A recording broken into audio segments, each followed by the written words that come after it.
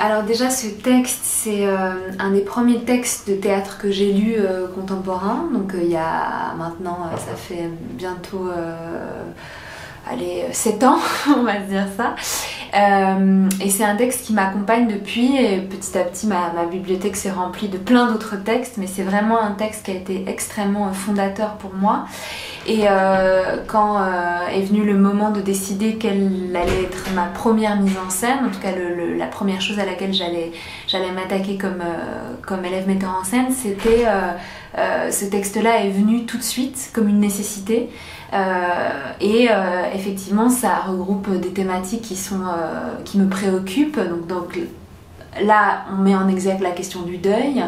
Ce qui m'intéresse là-dedans, c'est d'aller voir comment dans notre société on est en train pour moi, de plus en plus s'éloigner de la question de la mort, alors qu'en réalité elle ressurgit de mille manières. On voit bien avec le Covid, on voit bien avec des guerres qui réarrivent, on voit bien avec voilà, des endroits où la mort ressurgit de manière très très vive, et où j'ai l'impression que dans le monde dans lequel on vit, on n'a plus de rituel, on n'a plus de lien à ça, on n'a plus de temps réel de deuil.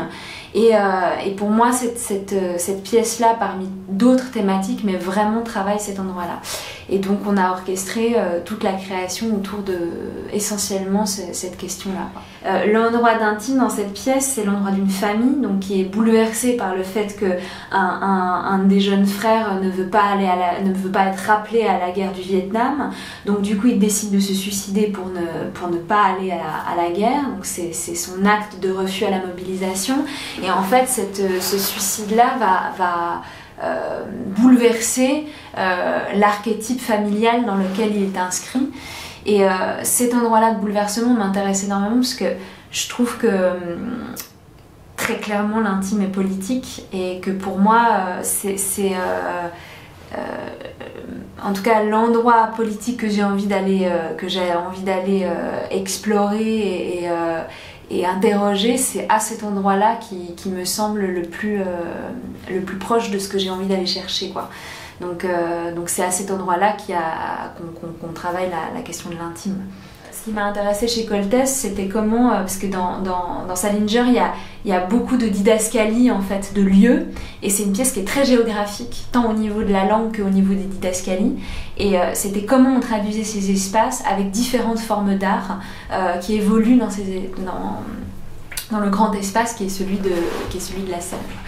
Et j'ajoute aussi que dans mon travail, il y a un côté très chorégraphique. Donc dans l'espace, ce que j'appelle l'espace de jeu, qui est le salon familial, on travaille des corps très dessinés, très dans une forme de lenteur, qui ont des postures très précises, qu'on a travaillé par exemple à partir de peintures. Donc voilà, c'est à ces endroits-là d'exploration qu'on a axé le travail. Pour ma part, ça travaille beaucoup en dessin. Du coup, beaucoup de maquettes. Ce qu'on appelle les maquettes, du coup, c'est vraiment de silhouetter les costumes. Donc, le rapport aussi avec le corps des comédiens, qui est très important. Parce qu'on peut avoir une distrib, on peut ne pas en avoir. Et ça influence quand même pas mal, je trouve, les silhouettes qu'on crée. L'approche que j'ai eue avec Mathilde, justement, elle est plus venue avec des mots-clés, de rapport de lumière, de contraste, de matière, de style. Elle est venue avec des références à Alexander McQueen par exemple, à Yves Saint Laurent, et bon, c'est plus du défilé de mode, mais d'avoir ce genre de silhouette là et d'avoir un rapport quand même un tout petit peu historique, puisqu'on est sur une pièce qui se passe dans les années on est sur 3 générations entre les années 50, 60 et 70, et de voir si on prenait le parti de réellement avoir ces périodes-là très inscrites dans les costumes, ou si on en faisait quelque chose d'un petit peu plus flou, et de flouter justement ces périodes-là. Voilà. On essaye autant possible de faire en sorte, en tout cas entre acteurs aussi, et de raconter cette histoire ensemble, qu'on est tous dépositaires d'un propos, d'une pièce qu'on doit raconter ensemble, et on travaille beaucoup à essayer de voir les correspondances qu'il y a entre nos partitions et les partitions des autres, pour être bien au clair sur le fait que on joue tous la pièce à l'intérieur de laquelle il y a des rôles, mais on porte tous au moment où on joue le propos de toute la pièce, et que en fait dans chacun de nos rôles il y a la pièce qui est repliée sur elle-même avec comment dire, des intensités plutôt sur tel thème que sur tel autre dans chacune des partitions, mais que globalement chacun est très très responsable de ce qu'on raconte. Par exemple, on parlait de la dernière fois du fait qu'il y avait dans toutes nos partitions une allusion faite ou quelque chose qui est raconté vis-à-vis de la fenêtre. Donc moi au début j'arrive, je dis il me vient l'envie de casser les vitres. Anna elle voit tout le temps des gens par la fenêtre. Al il commente le fait que j'ai cassé les fenêtres et qu'il y a le vent qui va rentrer. Ma elle raconte quelque chose par rapport à la fenêtre aussi. Enfin il y a tout le temps, le rouquin aussi raconte quelque chose. Il dit qu'il y a des oiseaux qui sont posés sur le bord de sa fenêtre. Enfin il y a des motifs comme ça qui se répètent dans les rôles. Et on essaye de faire en sorte que ça se ressente sur la globalité du travail. La régie générale, du coup, c'est un métier lié à l'organisation du spectacle, où en gros mon travail est d'assurer une cohérence de communication avant tout entre tous les milieux, donc du coup la scénographie, les costumes, la lumière, le son, les actrices et les actrices, les metteurs en scène, etc. Donc tous les corps de métier. Du coup je m'assure aussi de l'organisation du planning, de la logistique. En termes de sécurité, je m'occupe de m'assurer que le public peut être accueilli dans des conditions saines. Pour Salinger, la création vidéo, elle est passée par plusieurs étapes. Tout d'abord, Mathilde est venue vers moi avec une idée de créer un dispositif performatif, donc qui est la salle de bain. Et donc scénographiquement, elle est représentée par 3 plans donc de Sainte-Hélène, qui sont une matière un peu rideau de douche, qui a la propriété intéressante de laisser passer la lumière et aussi de la récupérer pour faire écran. Du coup, moi, ça m'intéressait énormément pour le travail de la vidéo. Et à partir de là, on est parti en travail de recherche.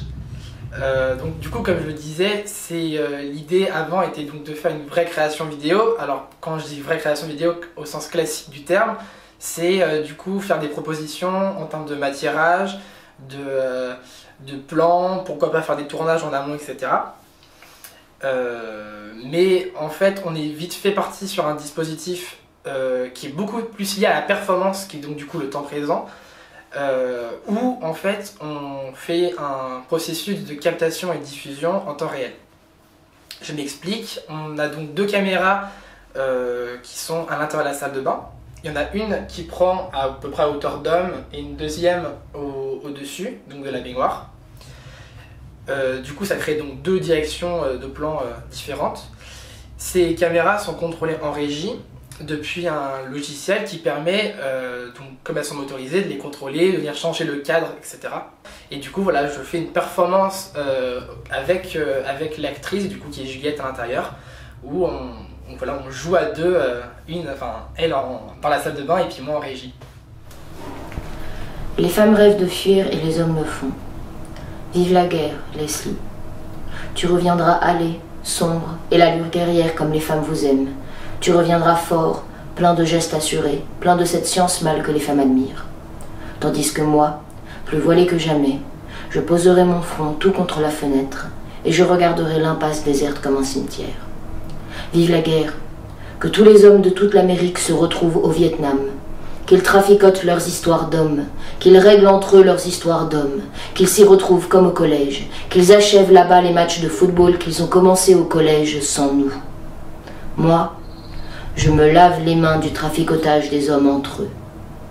Quand New York sera vide du dernier mal, qu'ils seront tous à régler leurs comptes les pieds dans les rizières, alors je me dirai, c'est tant mieux, on voit clair.